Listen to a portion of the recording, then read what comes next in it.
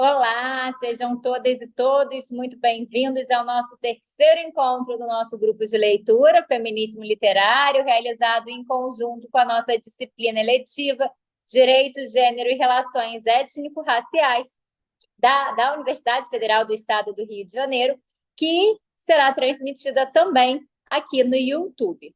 Bom, na semana passada a gente conversou um pouquinho sobre o histórico do movimento feminista e a gente entendeu que o histórico desse movimento, a historiografia oficial que nos é contada, é uma historiografia oficial ocidental, escrita pelas mãos das mulheres brancas burguesas. Então, tudo aquilo que a gente entendeu sobre primeira, segunda, terceira onda conta uma perspectiva específica das mulheres brancas. E aí, a partir de agora, a gente estando com a proposta de conversar sobre gênero, raça e classe, a gente vai começar a reentender, recolocar essa história. Lembrando que na semana passada a gente entendeu que a primeira onda do movimento feminista é compreendido como o momento em que as mulheres elas clamavam por direito à educação, por direito ao trabalho e pelo direito ao sufrágio, sendo essas três grandes demandas desse movimento, desse momento específico do movimento feminista, da primeira onda do movimento feminista. Agora a gente vai compreender um pouco mais essa perspectiva, analisando vozes das mulheres negras, e aqui especificamente duas mulheres negras. A gente vai dar continuidade na leitura do texto da Bell Hooks, e aí eu selecionei aqui para vocês dois capítulos específicos da Bell Hooks, o capítulo 7, que se chama Lutas de Classe Feminista, e o capítulo 9, que se chama Mulheres no Trabalho, para a gente entender a perspectiva das mulheres negras dentro do ambiente de trabalho, e selecionei dois capítulos também da Angela Davis. O capítulo 3, que fala sobre classe e raça no início da campanha pelos direitos das mulheres, e o capítulo 6, que fala sobre educação e libertação, a perspectiva das mulheres negras. Então, a gente vai ter aqui um debate sobre 4 grandes textos, lembrando que esses capítulos a gente tem aqui na Bell Hooks o livro Feminismo é para Todo Mundo, e a gente tem para Angela Davis o clássico dela, Mulheres, Raça e Classe. Bom, eu vou passar para a Gabriela fazer a apresentação da Bell Hooks. Da Bell Hooks, a gente já fez a apresentação dela, o local de fala da Bell Hooks, na semana passada, ou na semana retrasada. Não lembro, num dos nossos 2 primeiros encontros a gente fez isso. Hoje a gente vai entender um pouco mais sobre a história da Angela Davis. Gabriela, você pode relatar aqui para a gente? Sim, tudo bem? Boa tarde. Então, hoje eu vou apresentar um pouquinho da biografia da Angela Davis. Espero que estejam me escutando bem. Angela Davis nasceu em 1944 em Birmingham, no Alabama, nos Estados Unidos. Ela é uma mulher negra de classe pobre, né, proletariada. E ela nasceu num contexto de intensa segregação racial nos Estados Unidos, em que o racismo ele era legalizado. E movimento como o Ku Klux Klan, na época, ele ainda existe, mas na época era muito mais forte. E eram comuns atentados às pessoas negras, a locais onde as pessoas negras se reuniam. Então, essa é a base do contexto em que a Angela Davis nasce e cresce. Ela, nos anos 60, vai estudar no norte dos Estados Unidos, um lugar um pouco mais liberal, mesmo assim ainda racista, mas com um racismo um pouco diferente do sul. Lá ela decide intensificar os seus estudos sobre as questões raciais, cria um grupo de estudo. Na faculdade de filosofia, ela tem contato com o professor Marcuse, que é que foi uma influência também para ela da escola de Frankfurt, ela tem influência também marxista, e posteriormente, em 68, também dos acontecimentos de maio de 68 da França. Mas antes disso, tem um acontecimento que foi muito marcante na vida da Angela Davis, em 1963, o atentado em Birmingham, onde ela nasceu, que foi um atentado de uma bomba, explosão de uma bomba, numa igreja protestante frequentada majoritariamente por pessoas negras, em que 4 jovens negros morrem, e dentre elas amigas da Angela Davis. E esse fato fez com que toda essa questão para ela fosse radicalizada. Ela sentiu essa necessidade de radicalizar um pouco e se filia ao Partido de Panteras Negras. E era um partido que também defendia não só os direitos civis dos negros nos Estados Unidos, mas pautas um pouco mais radicais, inclusive a autodefesa armada. Eles tinham vários princípios, eu posso depois listar alguns dos princípios do Partido dos Panteras Negras, que era comunista, e enfim. Outro caso que também ficou muito marcado na história da Angela Davis, se não o que mais marcou a história dela, foi o caso dos Irmãos Solidar, um julgamento que aconteceu em 1970, em que julgava 3 jovens que tinham esfaqueado um policial. E durante esse julgamento, o irmão de um desses jovens, com mais outras 2 pessoas, só um minutinho que eu esqueci a palavra. Eles fazem o juiz, o promotor e mais algumas outras pessoas de reféns, levam dali do julgamento, descem para o estacionamento, e nesse estacionamento eles decidem tentar negociar a libertação dessas pessoas que estavam reféns com a liberdade desses jovens réus que estavam sendo acusados. E nessa situação tem uma troca de tiros. Um desses jovens que estavam fazendo essas pessoas de reféns, ele é assassinado pela polícia, o juiz é assassinado, o promotor é atingido e fica paraplégico. E nas investigações desse caso, conclui-se que a arma utilizada para atirar no juiz estava em nome da Angela Davis. E com isso ela foi acusada de homicídio, de conspiração e de sequestro. Ela ficou foragida por 2 meses, e a gente pode imaginar, se hoje a mídia faz um escarcéu numa situação de autodefesa, imagina naquela época, naquele contexto muito mais racista. Ela foi super perseguida, e 2 meses depois ela foi presa e só foi inocentada em 1972, depois de muita pressão popular, apoio de movimentos sociais.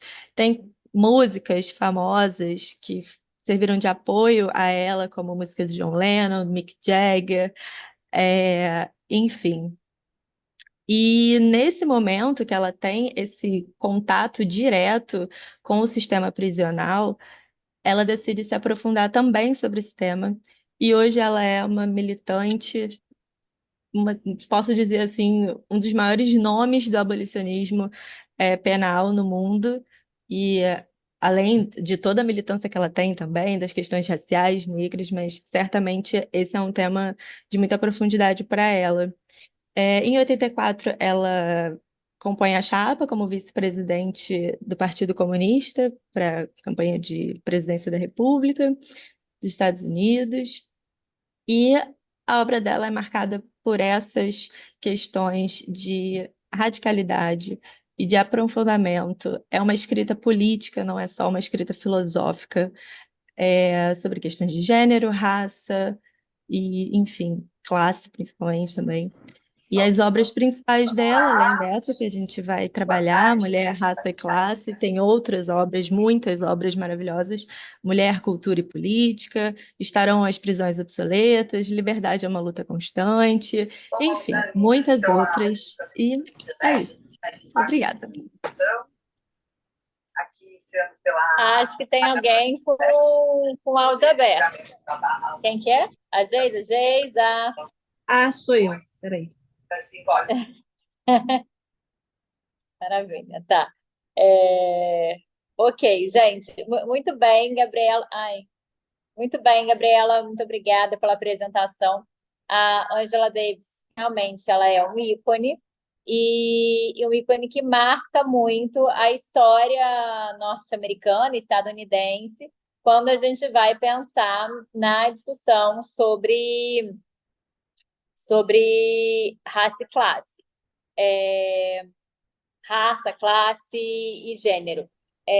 Nesse livro dela, Mulheres, Raça e Classe, ela vai trazer ela não é historiadora, isso ela deixa claro bem na introdução do livro. Olha só, eu não queria estar escrevendo esse livro, eu estou escrevendo esse livro porque não tem essa perspectiva em lugar nenhum. E aí eu me sinto na missão de expor como é que o movimento feminista branco, hegemônico, ele nunca acolheu as mulheres. E aí hoje eu estava em uma aula mais cedo, no mestrado em Direito da UFRJ, com a Ana Lúcia Sabadell, quem foi minha orientadora de doutorado, e a gente estava debatendo justamente sobre isso, como é que as mulheres negras nunca se sentiram acolhidas pelo feminismo e como é que muitas delas, hoje, elas até afirmam que são feministas, porque entendem que há essa necessidade, mas que elas não se entendem acolhidas pelo movimento. E como é que a raça ela acaba vindo primeiro, apesar da gente não ter uma hierarquia de opressões, mas é como elas se identificam desde cedo, porque sua mãe é preta, seu pai é preto, seu entorno são de pessoas negras e que sofrem racismo, que sofrem as consequências do racismo. E aí vai ser dentro do movimento negro que elas começam a observar que junto com aquelas pessoas que estão com a mesma perspectiva que essas mulheres têm de lutar contra o racismo, elas começam a perceber a existência também do sexismo, e aí, dentro do movimento negro, que elas começam a plantar a bandeira de gênero, porque o feminismo hegemônico que a gente tem não abarcava todas as mulheres. E então a narrativa da Angela Davis é muito uma narrativa de resgatar uma história que ficou perdida, resgatar uma história que nunca foi contada. E tem muitos detalhes aqui que são detalhes de fatos específicos que ocorreram nos Estados Unidos. Mas eu acho que esses dois capítulos em especial, eles são importantes para a gente observar como é que as demandas provenientes da primeira onda do feminismo eram demandas que silenciavam as mulheres negras às custas da libertação das mulheres brancas dentro de um cenário de acirramento político entre os estados do Norte e os estados do Sul. Se vocês não se lembram, a gente está falando aqui de um período de transição entre o século XIX para o século XX, que foi marcado por uma guerra entre esses estados. Os estados do Sul queriam manter a escravidão, os estados do Norte já não tinham mais regime escravocrata, entendia pela necessidade dos sulistas também abolirem a escravidão. Então, a gente está aqui em um contexto marcado por uma guerra civil muito forte e que o gênero ele acaba sendo abarcado como uma bandeira de se manter uma supremacia branca. E quando eu li o livro da Angela Davis pela primeira vez, isso me chocou bastante, porque a gente aprende toda uma história, tanto desde o ensino médio, a gente aprende aquela história branca, quando a gente vai estudar gênero, a gente aprende de novo uma história branca, e quando a gente pega outra perspectiva, eu como mulher branca, eu me coloco muito nesse papel da responsabilidade que nós temos diante dos privilégios que nós temos nesse momento. Então, acho que são capítulos assim importantes, e foi muito bom a Gabriela trazer essa localização social da autora. Eu vou passar, então, para Camila, né, Camila? Para Camila fazer a relatoria dos textos. Camila. Oi, boa tarde, professora. Boa tarde a colegas. Boa Agora tarde. me ouvem bem? Te escutamos sim. Então, gente, eu vou fazer a relatoria do capítulo 3 do livro Mulheres, Raça e Classe, da Angela Davis, que a colega anterior introduziu assim a história de forma clara e que realmente vai nos ajudar a entender todo esse contexto que a professora anteriormente falou com a gente e também da aula passada também. Na primeira parte desse capítulo, classe, classe e raça no início da campanha pelos direitos das mulheres. Nessa primeira parte, a Angela Davis, ela mostra que, como isso que a professora falou, que o movimento, a gente nunca, desde o começo, né, e até hoje, a gente, as mulheres negras não foram abraçadas, abarcadas por toda essa teoria feminista. Como eu vou contar agora o começo dessa história da primeira, perdão, qual é o nome da, eu vou chegar. A primeira convenção assim estadunidense do direito das mulheres, que foi a Convenção de Seneca Falls. A Ângela conta que ali não havia, as mulheres negras não foram sequer citadas nesse documento. Isso aí é uma forma assim de reflexão e se sentir, né, que desde o comecinho,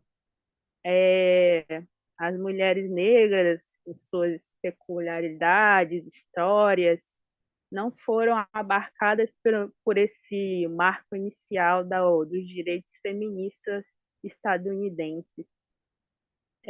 No começo do capítulo, a Angela Davis dá uma introdução sobre a abolicionista da época, Elizabeth Cady Stanton, que ela, na primeira convenção, uma convenção que teve em Londres, ela foi como esposa de um dos participantes e mais tarde ela não mais conformada com... Ela era uma mulher branca e mais tarde, como não estava conformada com a vida que ela tinha, ela até fala que a Elizabeth se sentia...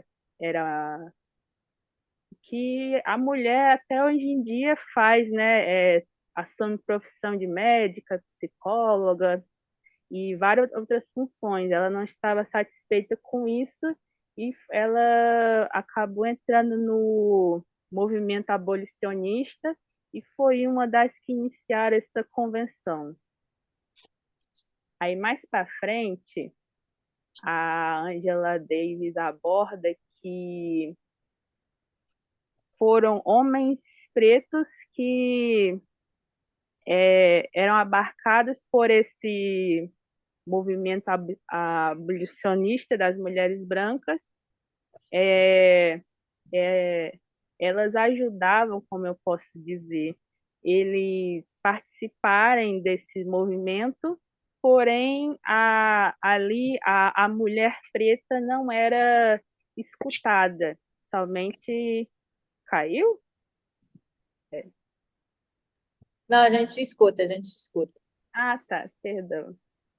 Aí, só aproveitando aqui para fazer um adendo, quando a Camila está falando aqui do movimento abolicionista, ela está falando de um movimento pela abolição da escravidão nos Estados do Isso, Sul. Estados Só para Unidos. ficar, só para a gente estar aqui na mesma página, porque a Gabriela antes falou para a gente que a Angela Davis é uma abolicionista, e abolicionista no sentido de querer a abolição das prisões. Aqui a gente já está falando de uma outra perspectiva, a gente está falando em um contexto do movimento abolicionista para abolir a escravidão nos estados sulistas. E aí, contando um pouco sobre essas conferências. Pode seguir, Camila. Assim, eu vou agora adentrar mais um pouquinho sobre algumas questões que foram debatidas nessa importante convenção de Seneca Falls. Em resumo, essa declaração é o resultado de anos de contestações que visam mostrar a mulher para a sociedade, porém é sempre conforme a professora vem relatando desde a semana passada, voltada às problemáticas da mulher burguesa de classe média branca daquela época dos Estados Unidos. Eles também abarcaram os problemas das trabalhadoras de fábrica também naquela época, porém, em nenhum momento nem não foi citado ou não houve a participação da mulher negra que nessa declaração, né, nessa convenção. Ai, perdão, desceu aqui.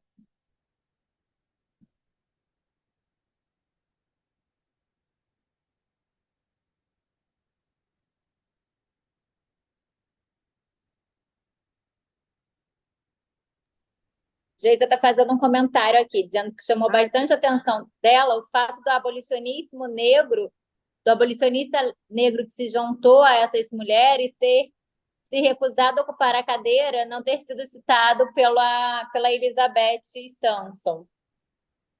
Isso, tem uma parte aqui que cita isso também. Desculpa até te interromper, e que ele foi, a ida dele para lá foi com recursos Isso, desse movimento, e ele sequer citado. Isso me chamou muito a atenção, assim, sabe?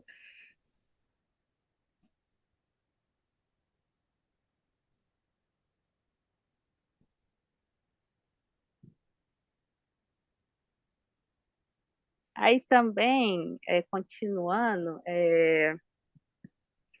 ela também cita a Angela Davis que as irmãs Greencap, pelo que eu entendi, eram duas ativistas da época, já haviam criticado essa declaração que não abarcavam as problemáticas das mulheres negras, os seus direitos, e até elas se manifestaram contra esse que poder, como foi racista, uma declaração racista. Então, a gente vê que naquela época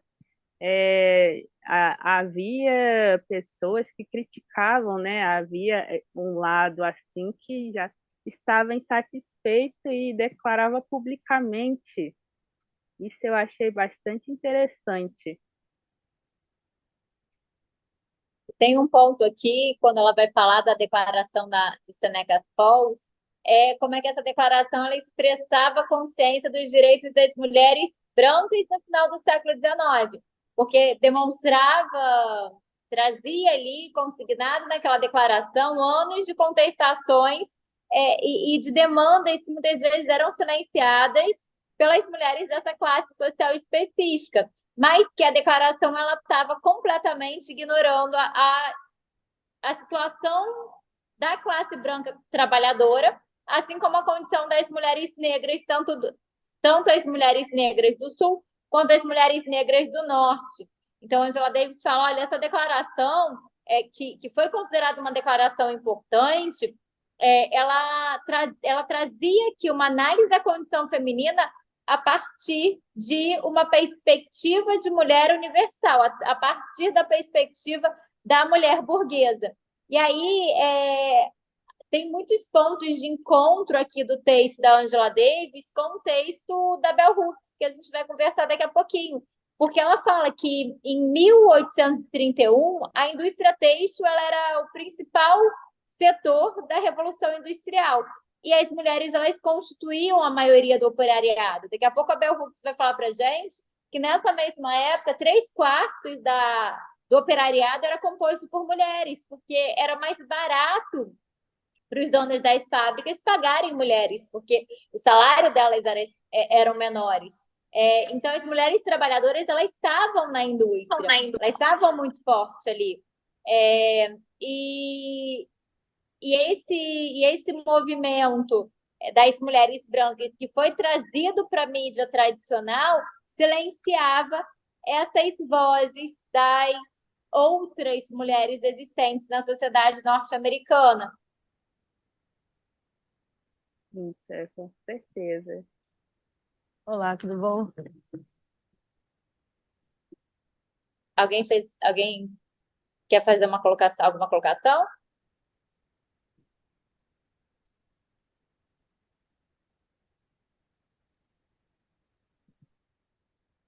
Continuar? Vou continuar, Pode então. seguir, Camila. Pode seguir. Isso também, professora, foi um ponto que me chamou muita atenção, né? Porque, principalmente quando a gente aprende na escola, não é mostrado esse lado que havia trabalhadoras mulheres, né? Dando a mão de obra, né, nessas fábricas, e ela também fala sobre as condições que, como eram mais de 16 horas trabalhadas por dia, não havia horário para almoço, elas comiam comida estragada. Isso foi um ponto que me chamou muita atenção, porque ela não é mostrado assim para a gente quando a gente aprende que eram mulheres desde sempre jovens e a idade mais avançada que estavam ali dando sua força de trabalho e eram invisibilizadas na sociedade, que até um dos pontos que, pelo que eu entendi, chamada a atenção nessa convenção de Seneca Falls é a do sufrágio feminino. Até do grupo, o próximo vai falar mais adiante, e nem trabalhavam tanto assim que não havia nem esse direito do voto. Isso me chamou muita atenção. A gente falou isso um pouquinho na semana passada, como é que o direito ao voto ele veio no momento posterior, porque no início do que a gente chama da primeira onda, o direito ao voto era considerado ainda muito radical. Direito ao trabalho, educação, se tutelava de alguma forma, não se gostava, mas se tutelava de alguma forma, se escutava de alguma forma. Agora, o direito ao voto, quando foi levantado na Convenção Seneca Falls, ele não tinha o apoio unânime das mulheres. Porque se entendia que isso realmente era radical. E aí aqui, gente, é um ponto muito importante da gente entender que o que é considerado radical depende do contexto. Hoje, talvez, para algumas pessoas falar em direito ao aborto no Brasil é algo radical. Falar em outros países, principalmente países europeus, em que o aborto já é legalizado, não é mais algo tão radical assim. É visto muito pela perspectiva da autonomia do corpo da mulher. Falar em direito ao voto no final do século XIX, na verdade, no início do século XIX, porque no final do século XIX foi onde se ganhou uma dimensão maior, era algo muito radical. E as mulheres que falavam isso naquele momento, elas eram rechaçadas. E aí é interessante a gente observar que o foco da declaração dessa convenção era basicamente criticar como o casamento tinha roubado das mulheres o direito de propriedade, o direito de fazer com que aquelas mulheres tivessem uma subsistência econômica, ou melhor dizendo, que ela tivesse prosperidade econômica. Que o casamento tornava aquelas mulheres totalmente dependentes dos seus maridos. E aí a declaração demonstrava que a consequência da condição de inferioridade das mulheres no interior do casamento fazia com que elas fossem sujeitas às desigualdades das instituições de ensino em carreira. Então, era uma declaração específica que tinha por objetivo falar sobre educação e trabalho. Então, para a gente observar essa origem. E o contraponto é esse, tá? Mas a gente está falando de educação, que tipo de educação que a gente está falando aqui nessa declaração e que tipo de trabalho? Porque, na realidade, daqui a pouco o grupo vai falar da Bell Hooks, na realidade, não é que não tinha trabalho. Existia trabalho informal, mal pago, tinha trabalho disponível para as mulheres. O que não tinha disponível eram trabalhos bem pagos, trabalhos bem assalariados, e era isso que as mulheres burguesas queriam. Pode seguir, Camila. Aí, passada essa convenção, né, de Seneca Falls, 2 anos depois, a Angela Davis comenta sobre outra convenção que ocorreu em Massachusetts, denominada de Convenção Nacional pelo Direito das Mulheres. Aí nessa convenção, diferente da anterior, que não houve assim a participação das mulheres negras nessa participação, tanto para elaborar documento, estar lá participando, entre as demais, se destaca a participação da ativista, eu não sei se eu vou saber falar o nome, Sojourner Truth, desculpa aí a pronúncia. E me chamou muita atenção que a Angela Davis descreve ela, era uma mulher forte, alta, que até ela fala que mostra o braço assim e fala, olha, meu braço é forte porque eu trabalho assim na lida. E ela possuía também uma oratória muito boa e ela se destaca como uma grande participação nessa convenção que, que agora há ainda pouca, mas a participação das mulheres negras. Aí tem uma parte que a Ângela fala dessa ativista que ela, ela era muito forte, os discursos dela simbolizavam a solidariedade das mulheres negras com a nova causa. Elas aspiravam ser livres não apenas da opressão racista, mas também da dominação sexista. E eu achei muito interessante esse destaque dessa participação, que antes não havia nenhuma, e agora, né, uma mulher que uma mulher forte que estava lá no meio participando.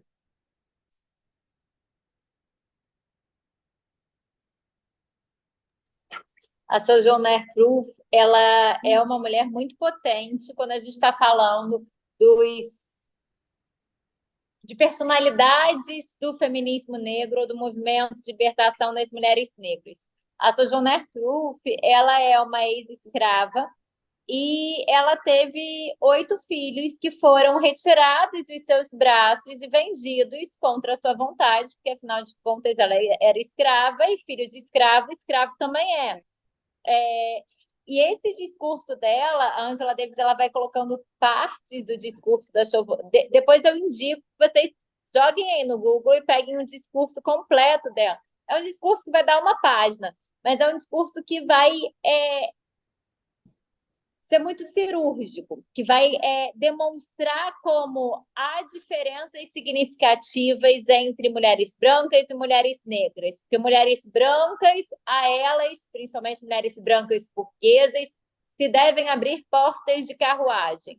Agora, a mulher negra, a mulher trabalhadora, não. A mulher negra, a mulher trabalhadora, ela é a serviçal. Ela que vai ter que em algum momento ela vai falar, vai ter que estender os tapês para essas pessoas passarem.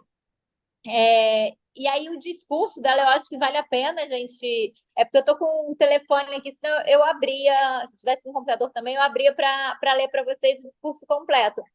Eu acho muito interessante isso que a Ângela vai fazendo de dizer por que trazer não só o discurso, mas trazer a corporalidade daquele discurso. Por que ela dizia cada uma daquelas frases, o que ela falava em cada uma daquelas frases, o que significava cada um daqueles momentos, para quem que ela olhava, por que ela olhava, por que ela fazia aquela colocação específica. Então, essa parte do capítulo da Angela Davis, para mim, é bem potente para a gente entender o discurso dessa mulher que é considerada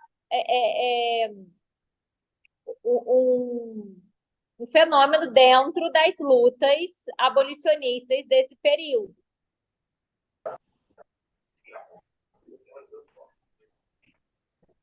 Vitor está falando aqui, tem uma frase impactante que a Ruth cita no título do outro livro dela, e eu não sou uma mulher. Exatamente.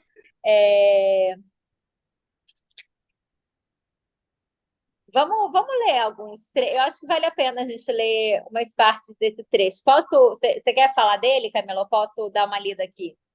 Pode sim, professora. Eu vou procurar aqui também. Tá. Começa assim, olha. O líder dos provocadores fizeram provocações dentro dessa Convenção Nacional dos Direitos das Mulheres, afirmou que era ridículo que as mulheres desejassem votar, já que elas não podiam sequer pular uma poça ou embarcar em uma carruagem sem a ajuda de um homem. E aí foi por isso que, com a simplicidade persuasiva, Sojourner Truth apontou que ela mesma nunca havia sido ajudada a pular poças de lama ou subir em carruagens. Mas ela não é uma mulher? Uma voz que soava como um eco de trovão, ela disse: olha para mim, olha para o meu braço, e levantou a manga para revelar a extraordinária força muscular do seu braço. E aí ela continua: arei a terra, plantei, enchi os celeiros, e nenhum homem podia se igualar a mim. Não sou eu uma mulher? Eu podia trabalhar tanto e comer tanto quanto um homem, quando eu conseguia comida. Afinal de contas, pessoas escravas não tinham comida à vontade. E aguentava o chicote da mesma forma. Não sou eu uma mulher? Dei luz, eu falei 8, né? Aqui está escrito, dei luz a 13 crianças e vi a maioria delas, e vi a maioria ser vendida como escrava. E quando chorei em meu sofrimento de mãe, ninguém, exceto Jesus, me ouviu. Não sou eu uma mulher? E aí ela lançou por terra o argumento. Angela Davis disse que quando ela mostrou o braço, ela levantou por terra o argumento masculino a respeito do sexo frágil, porque ela não é um sexo frágil. Ela, na verdade, enquanto mulher negra, ela sofreu as mesmas coisas que um homem negro sofreu e ainda mais. E refutou também a tese de que a supremacia masculina era um princípio cristão, uma vez que Cristo era homem, porque ela dizia, tá, mas e aquele... Aí ela apontava, né, aquele homenzinho de preto ali, ele diz que as mulheres não podem ter os mesmos direitos que os homens, porque Cristo não era uma mulher. E de onde é que veio esse Cristo? Se esse Cristo veio de uma mulher, significa que a mulher também tem potência, a mulher também deve ter esses mesmos direitos. E aí ela continua, de onde veio o seu Cristo? De Deus e de uma mulher. O homem não teve nada a ver com ele. E aí ela ainda usa da religiosidade para mostrar, olha só, eu não precisei do homem, eu precisei de uma divindade, que é Deus, e eu precisei de uma mulher para que Cristo, esse Cristo que você tanto clama, fosse criado. Então, olha a importância da mulher nisso. E aí ela ainda questiona aquela lógica, mas a humanidade se perdeu por conta de Eva, porque Eva comeu o fruto proibido. E ela diz, olha, se a primeira mulher criada por Deus foi forte o suficiente para sozinha virar o mundo de cabeça para baixo, essas mulheres, essas que estão aqui nessa convenção, clamando pelo direito ao voto, devem ser capazes de colocá-lo de volta no lugar. E agora que elas estão pedindo para fazer isso, é melhor que os homens as deixem fazer. Então,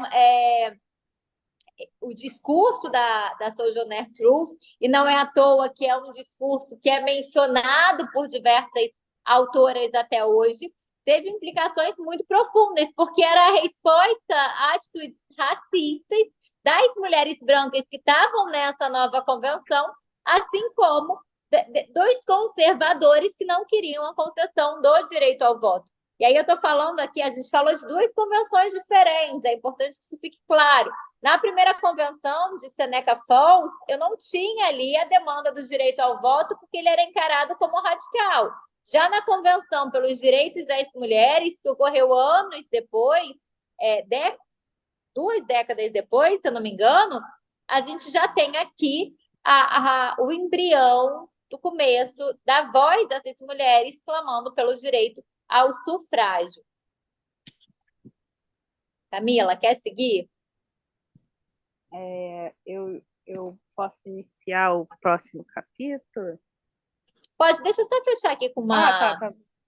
Não, eu ia deixar, mas ela continua aqui falando o seguinte, olha só, a Sojourner Truth, ela trouxe nada mais do que 4 vezes a mesma pergunta. Não sou eu uma mulher?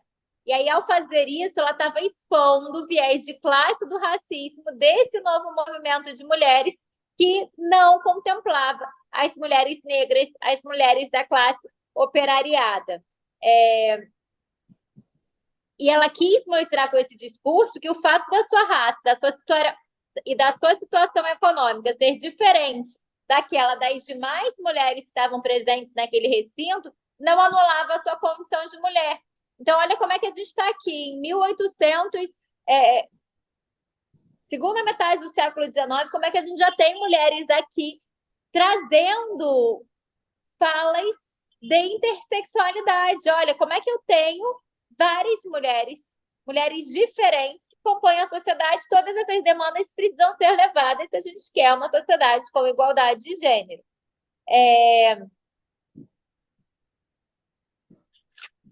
Acho que a gente pode... Alguém quer fazer alguma colocação desse...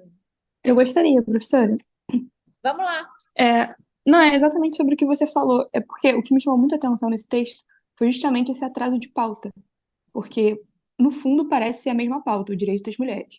Mas não é, porque as mulheres brancas estavam muito mais à frente do que as mulheres negras. A gente estava falando de mulheres negras querendo serem reconhecidas como pessoas, enquanto mulheres brancas queriam votar. Então, tipo assim, se para você ser reconhecido como gente era já tão difícil para as mulheres negras, imagina votar para elas. E essa falta de olhar das mulheres brancas para as pautas das mulheres negras era, tipo assim, totalmente gritante, totalmente bizarra, sabe? E tipo, nossa, os nossos homens não reconhecem a gente, os homens de vocês não deixam vocês votarem, o matrimônio para vocês é uma prisão, mas os nossos homens não são nem vistos como gente pelos seus. Então imagina nós mulheres perto de vocês, sabe? É uma coisa, tipo, é muito, muito pesado.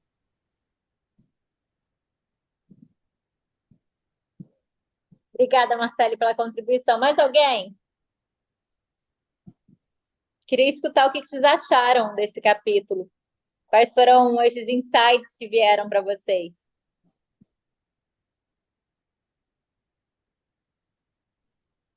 E a gente está falando aqui de 2 conferências, gente, anteriores à Guerra Civil. Então, a Guerra Civil ela é de 1861 a 1865 nos Estados Unidos. Eu estou falando aqui, então, de 2 conferências que estão antes dessa Guerra Civil. E que já demonstravam a não aliança das mulheres brancas, nós, eu, mulher branca, com outras mulheres negras.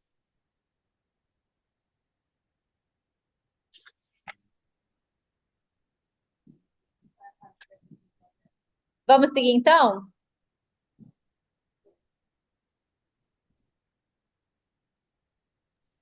Professora? Quem Só um levantou a instante. mão? Amanda, desculpa, não Oi, levantei a mão, eu já abri o microfone. Não, tá só para... maravilhosa. Obrigada.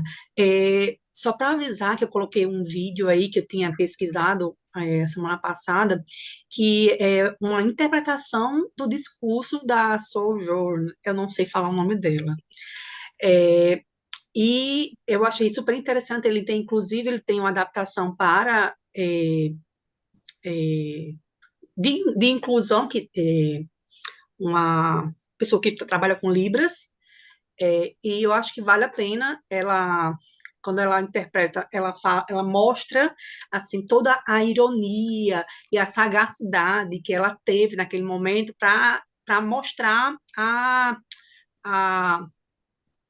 irracionalidade, né, do movimento que deveria ser inclusivo, mas na verdade segregava. Então, só para quem quiser dar uma olhada, tá aí o link. É que eu não sei se eu consigo compartilhar a gente assistindo no YouTube, porque senão Mas a gente podia... eu coloquei aqui, fica a critério. Quem está no computador, será que alguém consegue compartilhar ou só eu consigo? Porque senão a gente podia assistir, eu vi que o vídeo é pequenininho, 3 minutos, né? Eu posso tentar, não sei se eu vou conseguir, mas vou tentar. Tenta, Gei. Vou tentar. Vou ver aqui no chat. Aí. Aparece o vídeo aqui no YouTube. Peraí.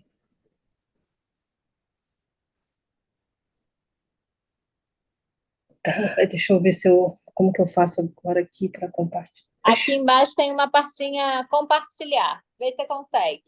Eu não sei se está autorizado, como eu estou no celular. Eu acho que para mim. Deixa eu ver se aparece aqui mais opções de compartilhar.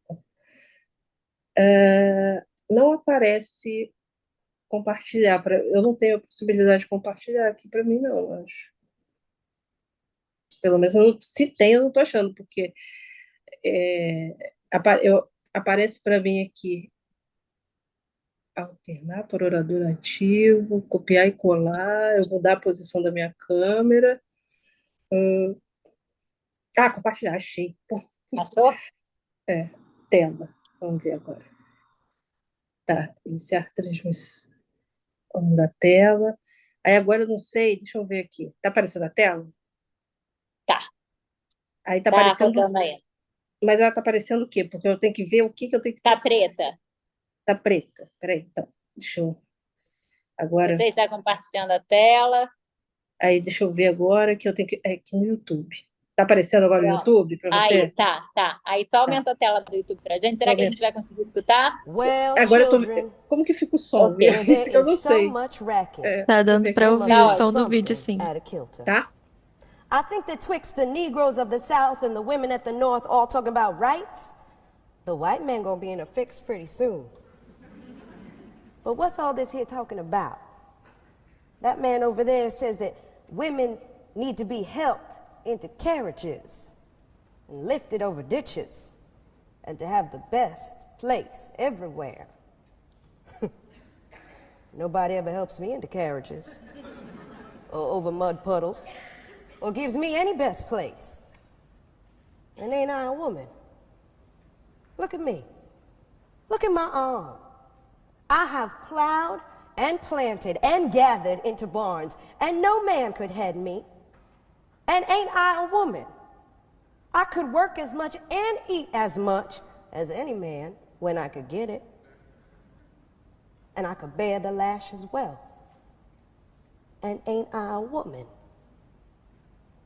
I have borne 13 children, seen most sold off into slavery.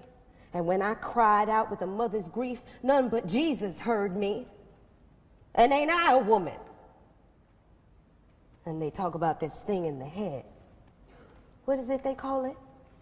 Oh, that's right, yeah, intellect. That's it, honey. Well, what's that got to do with women's rights and Negroes' rights?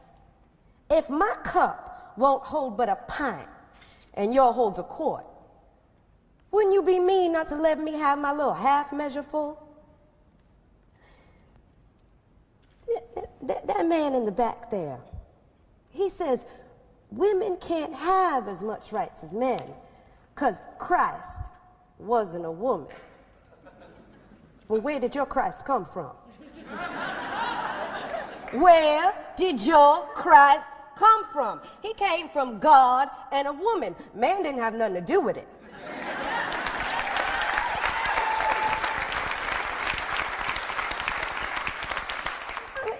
If the first woman God ever made was strong enough to turn the world upside down all alone, well, these women here together ought to be able to turn it back and get it right side up again.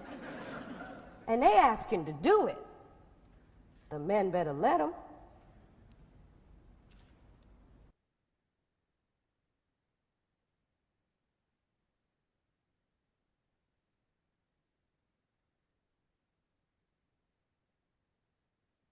O que pessoas extremamente produtivas, como Jeff Bezos, Elon Musk e Bill Gates, usam para conseguir fazer tanta coisa ao mesmo tempo? O que eu faço? Maravilha, foi, gente. Foi? Deu certo, então. Foi, deu certo. Muito maravilhoso. E essa atriz também é sensacional. Eu adoro os seriados e filmes com ela. E a interpretação dela foi fantástica. Obrigada por ter compartilhado aqui com a gente. Amanda, foi muito bom a gente ouvir assim a performance. E dá para a gente imaginar a potência que era esse discurso na época, né? Querem fazer alguma colocação?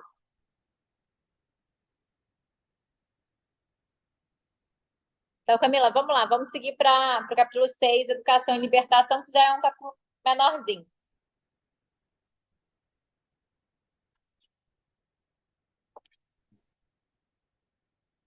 Agora eu vou começar a falar sobre o capítulo 6 do livro, de título Educação e Libertação, a perspectiva das mulheres negras. Logo no inicinho desse capítulo, Olá, professora. Oi? Me ouvem? Logo no início desse capítulo, a Angela Davis coloca um parágrafo dizendo que para milhões de pessoas negras, especialmente as mulheres, elas foram convencidas que a emancipação seria vinda através da vinda do Senhor, e que seria a profetização da lenda, e que a libertação viria através desse Senhor das pessoas brancas. Aí nesse tópico que fala desse capítulo, perdão, que fala sobre como esse entrelace entre a educação e a libertação, a Ângela destaca que foi na educação que percebeu o exemplo mais marcante que houve o fenômeno da sororidade que entre as mulheres brancas em relação às mulheres negras. Ela destaca bastante nesse capítulo curtinho que esse é o grande exemplo assim que houve esse lugar de ajuda entre as mulheres brancas e as mulheres negras foi para assim disseminar a educação. E eu achei essa parte nova, novo para mim. Eu nunca havia lido algo parecido assim na vida. Ao longo desse capítulo também, a Ângela fala que ela até mostra uma frase assim que era bastante disseminada pelos proprietários dos escravos, que eles eram, né, obviamente contra essa a educação, a alfabetização das pessoas negras. Aí ela destaca uma frase assim: porque se você der a mão a um preto, ele vai pegar o braço. O estudo vai estragar até o melhor preto do mundo. E algo que a Ângela fala ao longo do capítulo era que a partir desse contato da educação, era que o homem preto e também as mulheres pretas viam ali a luz no final do túnel daquela vida que eles viviam, que é até um exemplo que a Ângela põe, a autora põe ao livro, que perguntavam às crianças como elas se sentiam, o que poderiam alcançar aprendendo tendo acesso à educação, e a maioria deles falam que seria um caminho para libertar o irmão, a mãe, o pai, e aquilo realmente me tocou, porque a gente percebe, né, o valor da educação e como aquilo toca a vida da gente, e como naquela época as pessoas já viam que a educação era um caminho para poder sair daquela vida sofrida que era sujeitada às pessoas pretas nessa época nos Estados Unidos.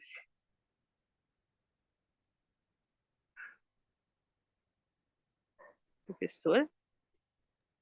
Estava com o áudio fechado. Aqui nesse capítulo, ela vai citar também um dos homens negros ex-escravos que ficou muito conhecido nesse movimento abolicionista, na causa negra abolicionista, que foi o Frederick Douglass, em que ele dizia que o conhecimento torna uma criança inadequada para a escravidão, porque se a pessoa tem conhecimento, ela passa a ter possibilidade de desenvolver senso crítico.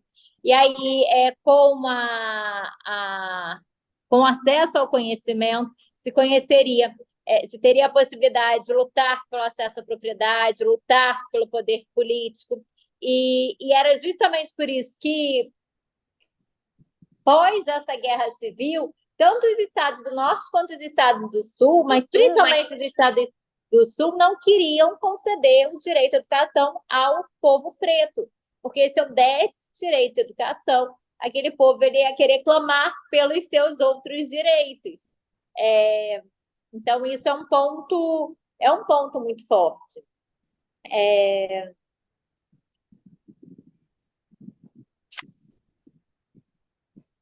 Eu acho que esse é o ponto central aqui, quando se fala do direito à educação, né, nessa parte do livro, e como é que existia, primeiro, em um primeiro momento, a proibição. Ela vai falar, olha, os limites impostos, a alfabetização da população negra nos estados escravagistas eram muito mais rígidos do que no norte, mas no norte também existiam limites. Com exceção de 2 estados no sul, todos vetavam completamente a educação da população negra. E os proprietários de escravos, eles se recorriam ao tronco para conter o desejo reprimível das escravas e dos escravos por aprender.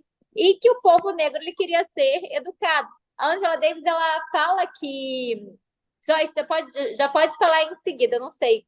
Eu acho que é em reações que você levanta a mão, mas eu já deixo você falar em seguida. A Angela Davis, nesse momento, fala que muitas escravas se arriscavam a transmitir aos seus irmãos e irmãos as habilidades acadêmicas adquiridas de forma clandestina, mesmo quando se viam obrigadas a dar aulas de madrugada. As mulheres conseguiam obter algum tipo de conhecimento, queria dividir esse conhecimento com o seu povo.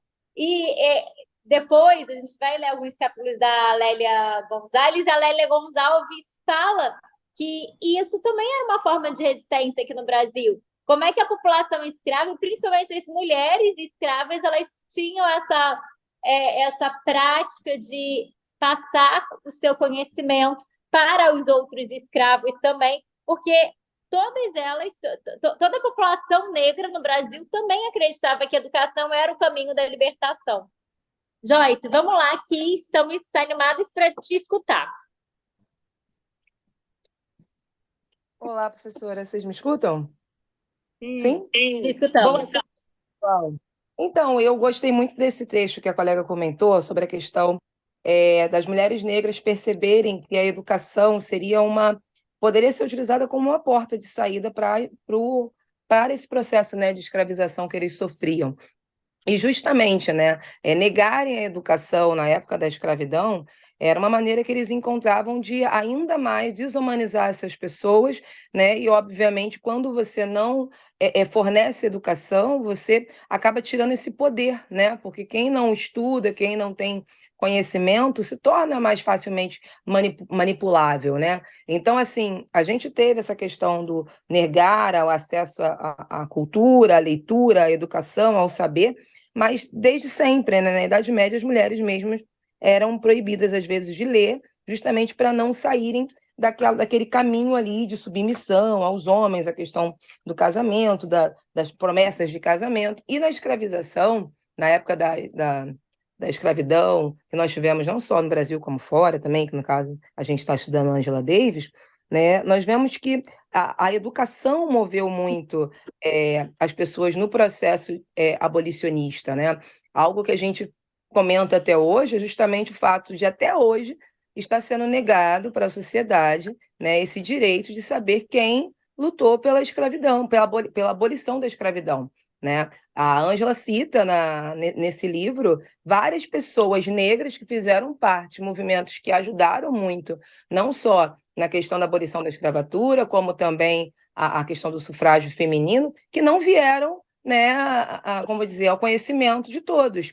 Então, assim, eu acho que essa questão de ao negro ser negada a educação de qualidade, o acesso à cultura, ao conhecimento, né, é algo que ela levanta nessa obra e que, infelizmente, quando nós trazemos para o contexto brasileiro, nós ainda encontramos muito isso, né? É lamentável como a gente vê que, por exemplo, a educação de qualidade, ela ainda não é totalmente acessível às grandes massas, né? Quanto mais pobre a pessoa é, né, menos acesso à cultura, educação, conhecimento ela vai ter, né? Em vista do que a gente vê, por exemplo, com a questão dos colégios públicos, a questão do investimento, da questão da remuneração de professores, até para estimular que os professores continuem a se qualificar. Isso para atender, não falo no nível acadêmico, né? No caso universitário, mas estou falando basicamente em colégios, né? Então, assim, eu acho que foi uma passagem bem importante e eu queria só comentar isso, não sei se foi pertinente,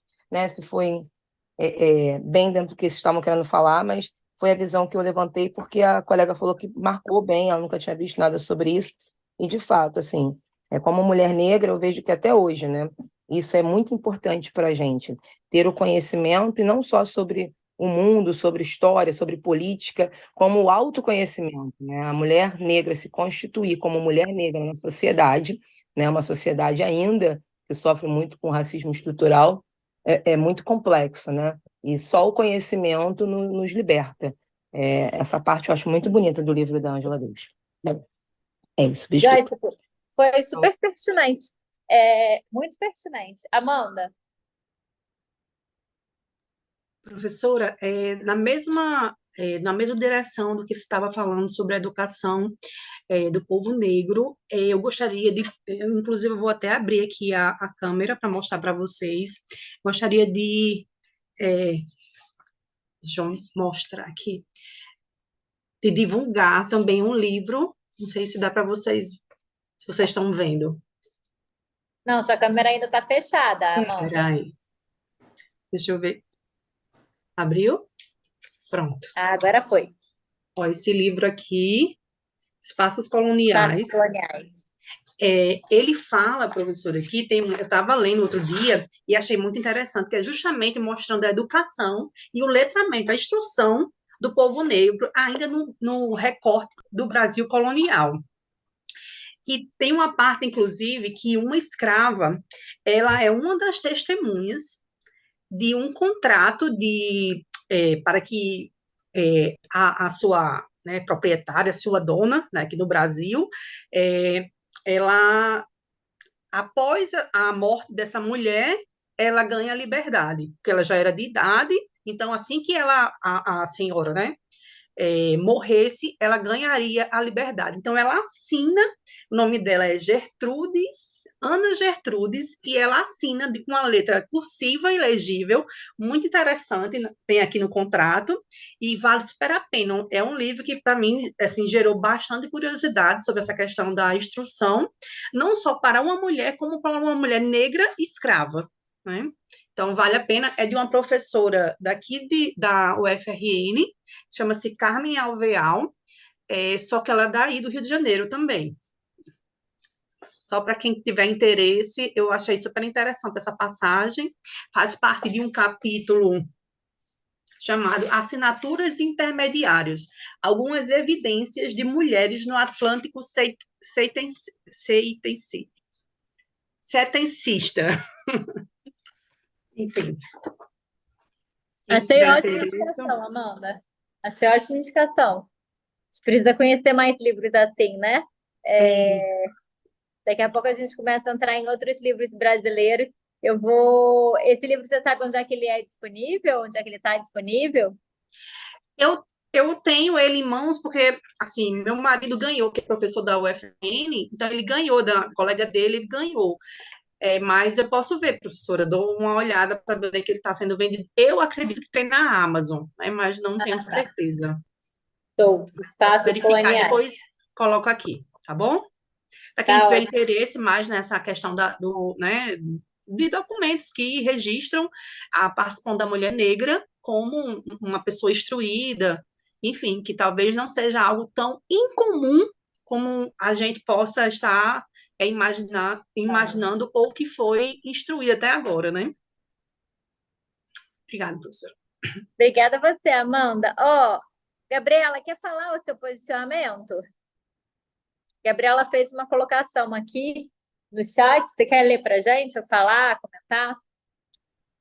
Foi só um ponto que a Joyce falou dessa semelhança, né, do Brasil com os Estados Unidos, apesar das diferenças que são muito grandes, esse passado escravocrata, ele traz essa semelhança também com a nossa história, e o discurso Sojourner Truth que fala, desculpa, minha pronúncia não vai ser Eu também falo perfeita, assim. Eu também falo assim, sou Joana Cruz.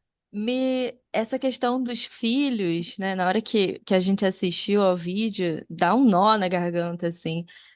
E me lembrou o livro, né? Um Defeito de Cor, que é a história de uma mãe em busca do filho, e que a Portela fez um desfile esse ano com a participação no final do desfile de mães negras atuais que tiveram seus filhos assassinados pelo Estado e pelas forças de repressão. Então, assim, se mistura muito do século XIX o discurso dela e ainda é muito atual e atual Uau. também pra gente, assim, infelizmente, né?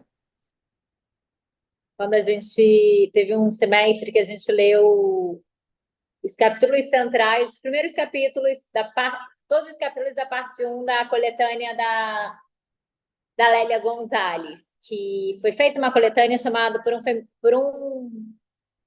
um feminismo afro-latino-americano, que é uma coletânea de artigos da Lélia.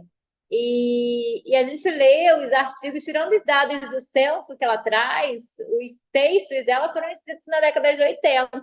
E eles parecem ser escritos hoje em dia, porque parece que a gente não progrediu enquanto realidade, enquanto sociedade, ou que os problemas sociais relacionados à raça permanecem os mesmos, permanecem ainda constantes dentro da nossa sociedade.